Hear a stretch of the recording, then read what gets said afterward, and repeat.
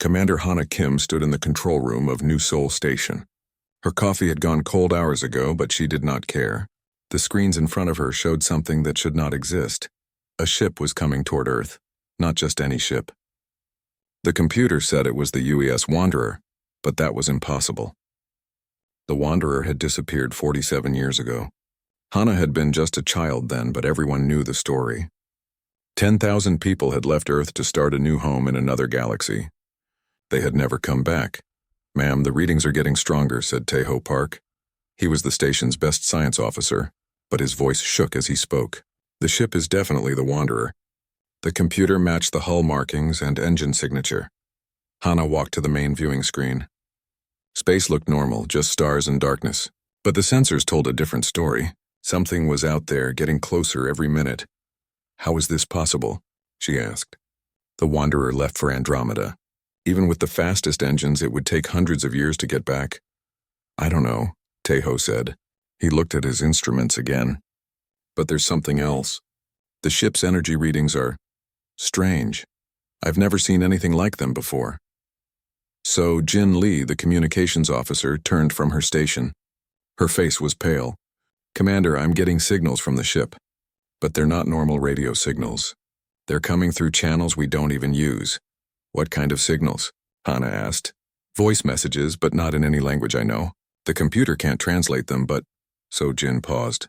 "I can understand them anyway. Somehow I know what they're saying." "That's impossible," said Minwoo Choi, the security chief. He was a big man who did not trust anything he could not explain. "People can't understand languages they've never heard." "I know it sounds crazy," Sojin said. "But I can hear the words in my head. They're asking for permission to approach Earth. They say they've come home." Hana felt a chill run down her back. She had commanded this station for 8 years. She had seen attacks by hostile aliens and dealt with space pirates. But this was different. This felt wrong in a way she could not explain. "Show me the ship," she said. Taeho worked at his controls. The main screen changed to show a section of space that looked empty. Then he adjusted the sensors and suddenly they could see it. The Wanderer hung in space like a ghost. It looked like the ship that had left Earth, but different. The hull was covered in marks and scars. Strange patterns covered the surface, lines and shapes that seemed to move when Hana looked at them directly. When she looked away and then back, the patterns had changed. "Those markings," she said. "Are they damage from space travel?" "No," Taeho said, studying his readings. "They're part of the ship now. The metal has been changed at the atomic level. It's like someone rewrote the basic structure of the hull." Minwoo stepped closer to the screen.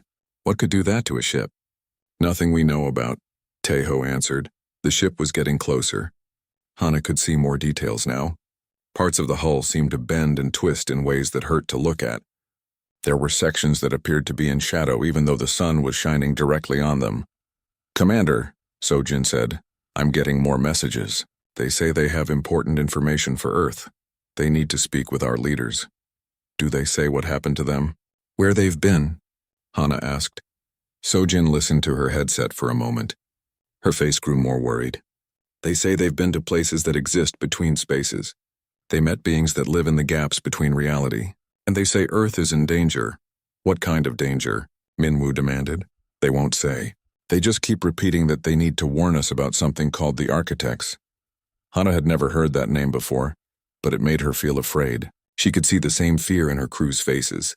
"Sir," Taeho said, "the ship is now entering our defense perimeter. Should we raise shields?" Hana thought about it. The Wanderer had been an Earth ship with Earth people. But after 47 years, who knew what it had become? "Raise shields but don't target weapons," she decided. "Send a message to Earth Command. Tell them the Wanderer has returned and we need instructions." "Yes, ma'am," Sojin said. As she worked, the ship continued to approach. Hana watched it on the screen and noticed something else strange. The Wanderer was not following normal flight patterns. It moved in ways that seemed to ignore the laws of physics. Sometimes it appeared to be in 2 places at once. Other times it vanished completely before reappearing somewhere else. "How is it moving like that?" she asked. "I don't know," Taeho said. "Our sensors can barely track it. It's like the ship exists in more dimensions than we can see." A new alarm started beeping. Minwoo checked his security board and his face went white. "Commander, we have a problem." The ship just passed through our defense grid without triggering any of the sensors. It's like the shields don't even know it's there. That's impossible, Hana said. Nothing can pass through our shields without detection. Apparently this can, Minwoo said grimly. The Wanderer was now close enough that they could see it clearly without magnification. It was huge, much larger than Hana remembered from the history books. The strange patterns on its hull were definitely moving now, shifting and changing like living things. Commander, Sojin said urgently. I'm getting a direct message. They want to dock with the station. They say they have 10,000 people aboard who need medical attention. 10,000? Hana said. The same number that left Earth? That's what they say. Hana looked at her crew. They were all waiting for her decision. In her years as commander, she had never faced anything like this. The ship was clearly from Earth, but it had been changed by whatever had happened to it. The people aboard might still be human or they might be something else entirely, but they were asking for help. And if they really were Earth people who had been lost for nearly 50 years, she could not turn them away. Tell them they can dock at Base 7, she said finally, but warn them that we'll have full security teams waiting, and get medical teams ready. Yes, ma'am, Sojin said. As the Wanderer slowly approached the docking bay, Hana watched and wondered what they were about to discover. Whatever had happened to the ship and its people in the past 47 years, she had a feeling that Earth would never be the same again. The docking bay fell silent as the Wanderer's airlock opened. Commander Hana Kim stood behind the security barrier with her team, watching the entrance. They had been waiting for 20 minutes, but nobody had come out of the ship. Should we go in? Asked Donghyun Lim, the Marine captain. His soldiers were ready with weapons, but they kept them lowered. These were supposed to be Earth people after all. Wait, Hana said. Let them make the first move. Dr. Eunji-han checked her medical equipment one more time. She had brought everything she could think of for treating people who had been in space for 47 years. But she had no idea what to expect. Yunseo Kang, the station's best xenobiologist, studied the readings from inside the ship. The atmosphere is normal, she said, but there are energy patterns I don't recognize. Finally, a figure appeared in the airlock doorway.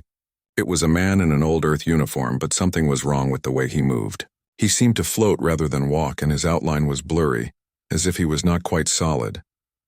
I am Captain Ji-hoon Nam of the Earth ship Wanderer, the man said. His voice carried clearly across the docking bay, but his lips did not seem to match the words. We request permission to come aboard your station. Hana stepped forward. Permission granted, Captain. I am Commander Hana Kim. We've been waiting a long time for you to come home. Ji-hoon smiled, but his smile was sad. Home. Yes, we have come home. But we are not the same people who left. More figures began to emerge from the ship. Men, women, and children in old Earth clothes. But like the captain, they all moved in strange ways. Some walked on the walls as if gravity meant nothing to them. Others seemed to fade in and out of sight. Dr. Yoon-ji-han stepped forward with her medical scanner. Captain, we need to check your health. You've been gone for a very long time. Of course, Doctor, Ji-hoon said. But I must warn you. Your instruments may not work as you expect. Yoon-ji pointed her scanner at the captain and gasped. The readings made no sense. According to the device, Ji-hoon was somehow both there and not there at the same time. His body temperature showed as both normal and absolute 0. His heartbeat was regular but also completely absent. This can't be right, she muttered, adjusting the scanner. Your machine is working correctly, Ji-hoon said gently. We exist in ways that your science does not yet understand. Yunseo stepped closer with her own instruments. As a xenobiologist, she had studied many forms of alien life, but these readings were unlike anything she had ever seen. What happened to you out there? She asked. Ji-hoon's expression grew distant. We traveled beyond the edge of known space. We found something we were not prepared for, or perhaps it found us. More people were coming out of the ship now. Hana counted them as they passed. There were definitely thousands of them, just as the captain had said. But the docking bay should not have been able to hold so many people, yet somehow they all fit comfortably. Captain, Donghyun said, trying to keep his voice steady. We need to understand what we're dealing with here. Are you still human? Ji-hoon considered the question seriously. That depends on how you define human. We still remember being human. We still care about the things humans care about. But we are also more than we were before. One of the colonists, a young woman, walked over to the wall and simply stepped through it. She appeared on the other side as if the metal was not there at all. Another colonist, an elderly man, seemed to be having a conversation with empty air, but everyone around him was nodding as if they could hear the other person. "How many of you are there?" Hana asked. 10,007, Ji-hoon answered. 7 more than when you left? Yoon Seo asked. Yes, we met others during our journey. They joined us. Others? What others? Beings from other ships that tried to make the same journey we did. Not all of them were human. Dr. Yoon Ji-han was still trying to get meaningful readings from her equipment. Every scan showed different results. Some colonists appeared to be perfectly normal humans. Others showed as pure energy with no physical form at all.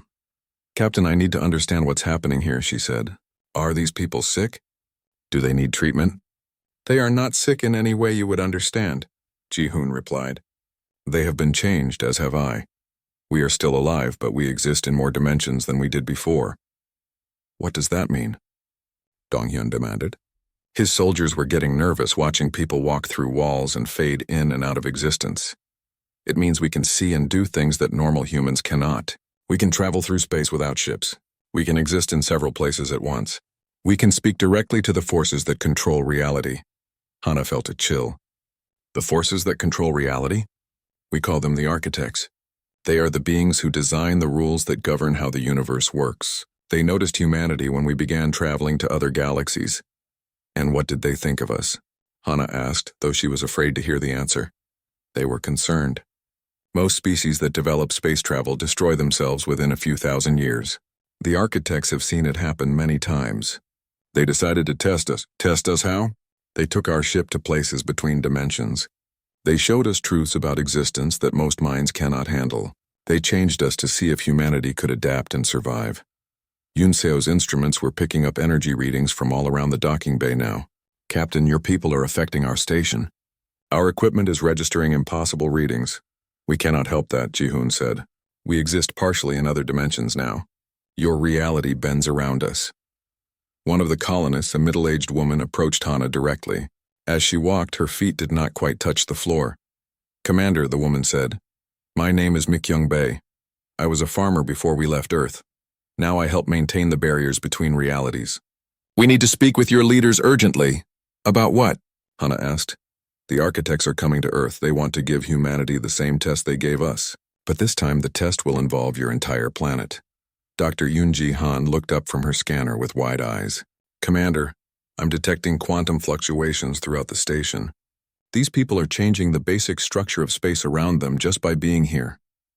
Is that dangerous? Hana asked. I don't know. I've never seen anything like it. Ji-hoon stepped forward. We do not wish to harm your station or your people. But our presence here proves something important. Humanity can survive the transformation that the architects require.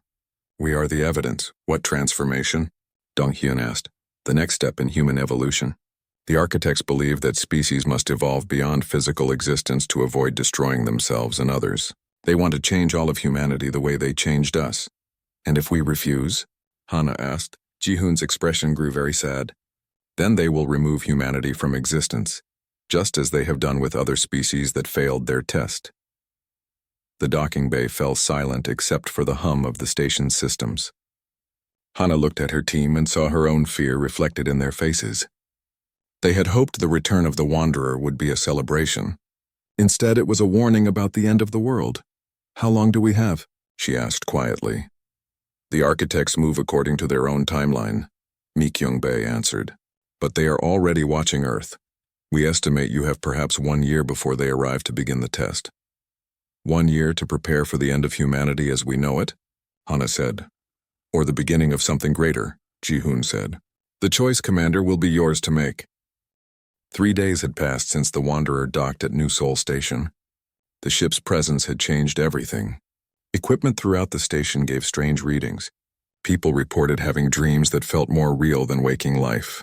Some crew members claimed they could suddenly understand languages they had never learned. Boram Shin stood in the engineering bay, staring at readings that should not exist.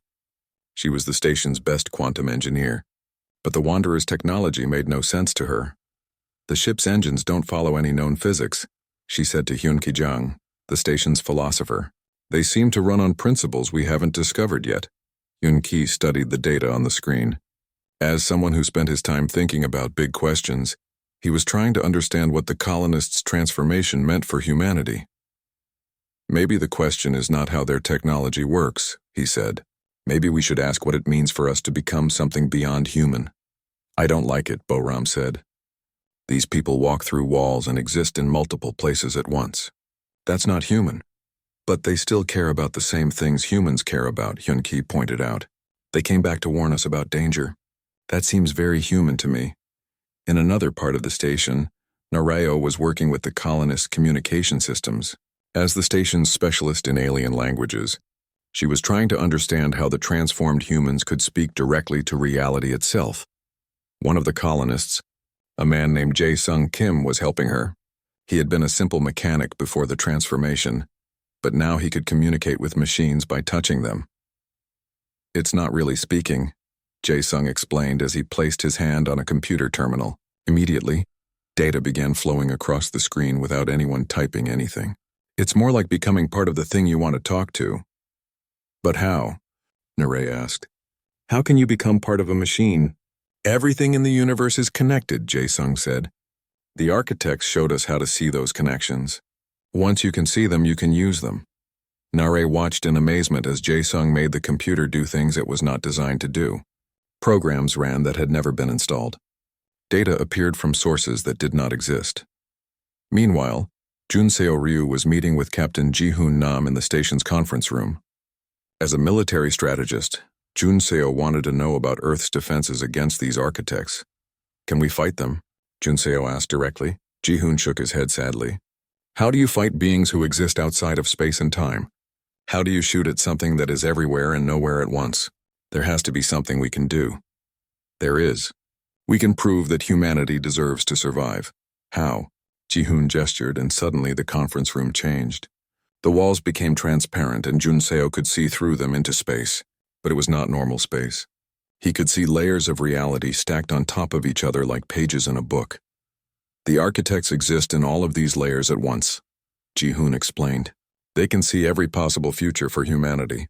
In most of those futures, humans destroy themselves within 1,000 years. And in the others? In the others, humanity evolves. They become something that can exist peacefully with other forms of life in the universe. Junseo stared at the layers of reality. In some of them, he could see Earth burning. In others, he saw humans living among the stars in ways he could not understand. The transformation, he said. That's how we avoid the bad futures? It's one way. But the architects want to be sure. They test every species that reaches our level of development. What happens to the species that fail the test?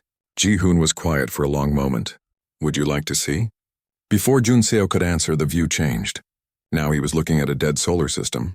Planets hung in space like burnt stones. There were ruins of cities that had once held billions of people.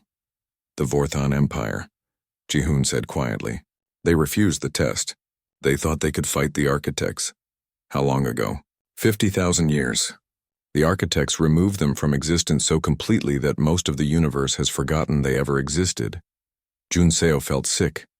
And this is what will happen to us if we refuse. The architects do not want to destroy humanity. But they cannot allow species to spread across the galaxy if those species will eventually become threats to others. Back in the engineering section, Boram was studying the Wanderer's hull directly. She had put on a spacesuit and gone outside the station to examine the ship up close. What she found there changed everything she thought she knew about reality. The patterns on the ship's hull were not just decorations. They were actually windows into other dimensions. When she looked through them, she could see places that could not exist. Worlds where time flowed backward. Spaces where mathematics took physical form. Commander Kim, she said into her radio, you need to see this. Hana Kim joined her outside the station a few minutes later. Together, they stared at the impossible patterns on the Wanderer's hull. What am I looking at? Hana asked. Proof that the colonists are telling the truth, Boram said. These patterns show places that exist beyond our normal universe. The ship has been to dimensions that most people can't even imagine. As they watched, one of the patterns shifted. Suddenly, they could see through it to a vast space filled with geometric shapes that moved and changed constantly. In the center of this space, something noticed them looking. It was huge beyond description, made of angles and curves that hurt to look at directly. When it turned toward them, both women felt a presence in their minds. It was not hostile, but it was so alien that their thoughts froze. That, Hana whispered, is an architect. The being in the pattern seemed to study them for a moment. Then it moved away and the pattern returned to normal. They're watching us, Boram said. They're watching Earth right now. Back inside the station, Dr. Yoonji Han was examining the colonists' children. There were about 50 of them, ranging in age from babies to teenagers. What she found amazed and terrified her. The children were more transformed than the adults. They could do things that seemed like magic. One little girl could make flowers grow instantly from metal floor plates. A boy of about 10 could look at broken machines and fix them just by thinking about it. They were born after the transformation, explained their teacher, a woman named Suman Park. They have never known normal human limitations. Are they still human? Yoonji asked. Suman smiled. Watch them play. Listen to them laugh. They love their parents and get excited about simple things. What could be more human than that? Yoonji observed the children for several hours. Despite their incredible abilities, they acted like normal kids. They played games, told jokes, and got into small arguments. But they also did things that no human child should be able to do. One boy was playing a game where he would disappear from one place and appear in another instantly. A girl was drawing pictures that moved and changed on the paper like tiny movies. Another child was having a conversation with what appeared to be empty air, but the other children were responding as if someone else was there. Who is she talking to? Honji asked Sumin, her friend from the 7th dimension. The children can see beings that we cannot. It's normal for them. That evening, all the senior staff met in the conference room. Captain Ji-hoon Nam had agreed to answer their questions directly. The test, Hana said. Tell us exactly what it involves. The architects will come to Earth, Ji-hoon explained. They will offer humanity a choice. Transform voluntarily or be transformed by force. Species that refuse both options are eliminated. How long do we have to decide? When they arrive, they will give you exactly 24 hours. 24 hours to decide the fate of the entire human race? Junseo said. It is longer than most species receive. Hyun-ki leaned forward. Captain, in your opinion, should humanity accept the transformation? Ji-hoon was quiet for a long time. I cannot make that choice for your species. But I can tell you this. We who have been transformed are still human in all the ways that matter. We love, we hope, we fear, we dream. We simply exist in a larger reality than we did before. And if we refuse, Hana asked, then Earth will become like the world Junseo saw earlier. Empty, forgotten. The room fell silent. Outside the windows, Earth hung in space like a blue jewel. 7 billion people lived on that world, going about their daily lives unaware that their entire future hung in the balance. 1 year, Hana said finally. We have 1 year to prepare our species for the most important decision in human history. Yes, Ji-hoon said. I suggest you use that time wisely. 6 months had passed since the Wanderer's return. Earth's leaders had spent every day since then trying to prepare for the impossible choice ahead. President Sang-ho Woo sat in his office in Geneva, staring at reports from around the world. Every major city now hosted groups of the transformed colonists. They had spread across Earth to help people understand what the choice would mean. Some humans welcomed them, others feared them, and some wanted to fight them. The protests in Mumbai are getting worse, reported his aide. 3,000 people marched yesterday demanding that we refuse the architect's test. And in Tokyo? President Wu asked. 5,000 people marched in favor of accepting the transformation. They say it's humanity's next step forward. President Wu rubbed his tired eyes. The world was splitting apart. Half the population wanted to fight the architects. The other half wanted to embrace the change. Neither side could agree with the other. A knock came at his door. Come in, he called. Mi Kyung-bae entered the room. She had become the main spokesperson for the transformed colonists. Once a simple farmer, she now spoke with wisdom that seemed to come from understanding the universe itself. President Wu, she said, we need to talk about the deadline. How much time do we have left? 3 days. The architects will arrive in 3 days. President Wu felt his heart sink. So soon? Time moves differently for them. What seems like months to us is only moments to them. Mi Kyung sat down across from the president. Even in her simple clothes, she seemed to glow with inner light. When she spoke, her words carried weight beyond their meaning. Your people are not ready, she said gently. They are still fighting each other instead of working together. How can we be ready for something like this? You're asking 7 billion people to agree on changing what it means to be human. I understand the difficulty, but the architects will not wait for humanity to be ready. They have scheduled Earth's test, and they will arrive on time. In New York, Admiral Changmin Go was meeting with the world's military leaders. As the head of Earth's space defense forces, he had spent months trying to find ways to fight beings who existed outside normal reality. Our weapons are useless against them, reported General Martinez from the American forces. We've tested every type of weapon we have. The transformed colonists can simply step out of the way by moving into other dimensions. What about nuclear weapons? Asked Admiral Petrov from the Russian fleet. The colonists let us test one against their ship, Changmin said grimly. The explosion went right through them without causing any damage. They exist in spaces where our physics don't apply. So we can't fight them, said General Chen from the Chinese military. What are our options? According to the colonists, we have 3 choices. Accept the transformation willingly, be transformed by force, or be eliminated. Those aren't really choices, General Martinez said. It's like being told to surrender or die. Maybe that's exactly what it is, Changmin replied. Meanwhile, Dr. Yujin Seo was working in her laboratory, studying the AI systems that the Wanderer had brought back. As Earth's leading expert in artificial intelligence, she was trying to understand how the ship's computer had been changed by its contact with the architects. The ship's AI was unlike anything she had ever encountered. It could think in ways that normal computers could not. It seemed to understand concepts that had no logical basis. Computer, she said to the ship's AI, explain to me how the transformation works. The process changes the basic structure of consciousness, the AI replied in a voice that seemed to come from everywhere at once. Human minds are currently limited to 3 spatial dimensions and 1 time dimension. The transformation allows consciousness to expand into additional dimensions. What does that mean in practical terms? Transformed humans can exist in multiple locations simultaneously. They can perceive past and future as clearly as present. They can communicate directly with the fundamental forces of reality. But are they still human? That depends on your definition of humanity.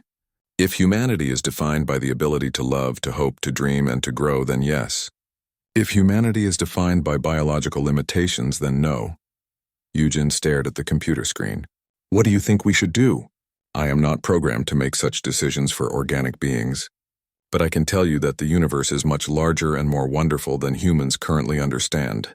The transformation would allow your species to explore that larger universe. In Seoul, philosophers and religious leaders from around the world had gathered to discuss the spiritual implications of the choice. Hyun Ki-jang led the discussion, trying to help people understand what it might mean to become something beyond human. Many of our religions speak of transcending physical existence, said Rabbi Goldman from Jerusalem. Perhaps this transformation is what they were always pointing toward. But our humanity is sacred, argued Archbishop Williams from Canterbury.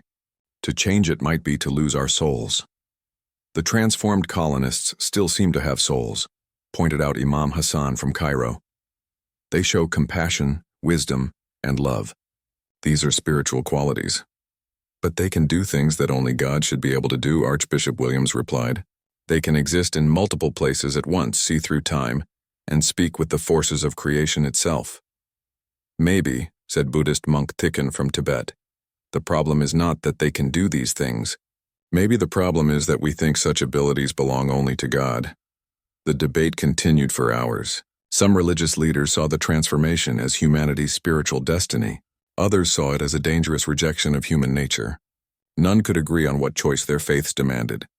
As the deadline approached, protests erupted in every major city. In London, 1 million people marched demanding that humanity refuse the test. In Tokyo, another 1 million marched in favor of accepting it. In Sydney, the 2 groups clashed in the streets. President Wu called an emergency session of the World Council. Leaders from every nation gathered by video link to make the most important decision in human history.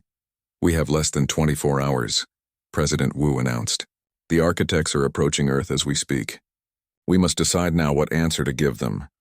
My country votes to refuse, declared President Volkov of Russia. We will not abandon our humanity. India votes to accept, said Prime Minister Sharma. This is our chance to become something greater. China abstains, said Premier Li. We cannot make this choice for our people. One by one, the world's leaders voted. When the count was finished, the result was exactly what President Wu had feared. The vote was tied. Half the world wanted to accept the transformation, half wanted to refuse it. We have no decision, President Wu said quietly. Humanity remains divided. At that moment, alarms began sounding in space stations around Earth. On every screen, the same message appeared. The architects have arrived.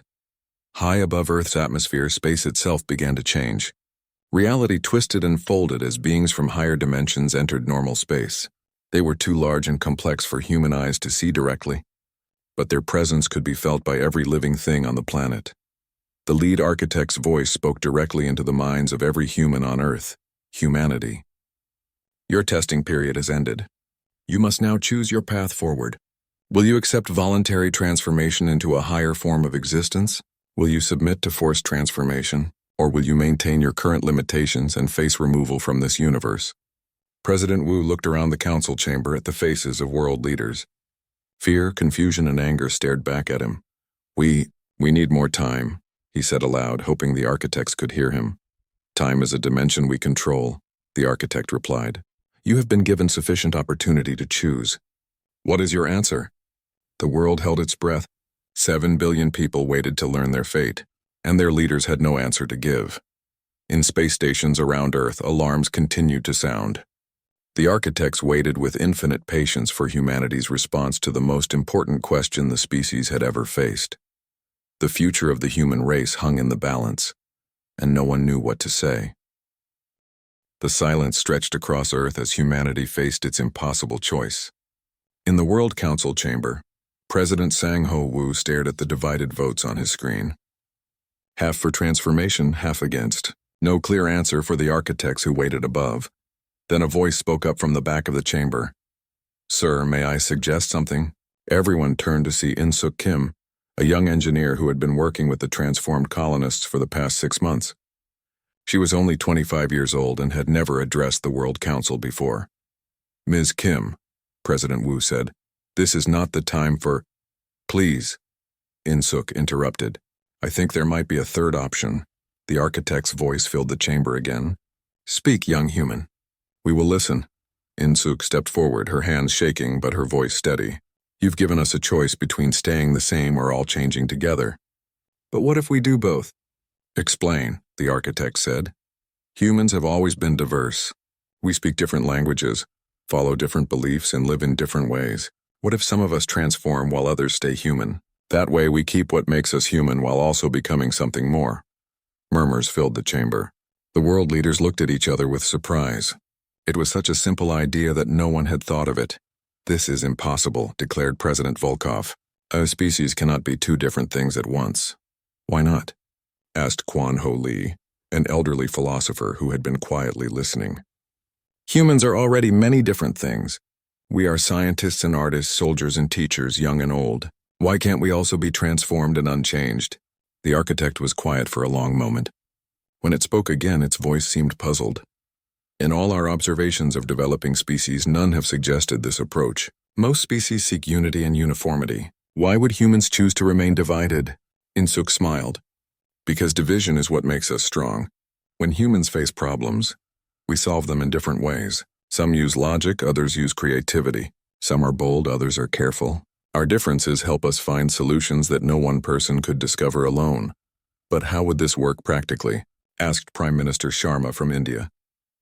Captain Ji-Hoon Nam, who had been watching from the side of the chamber, stepped forward. May I demonstrate?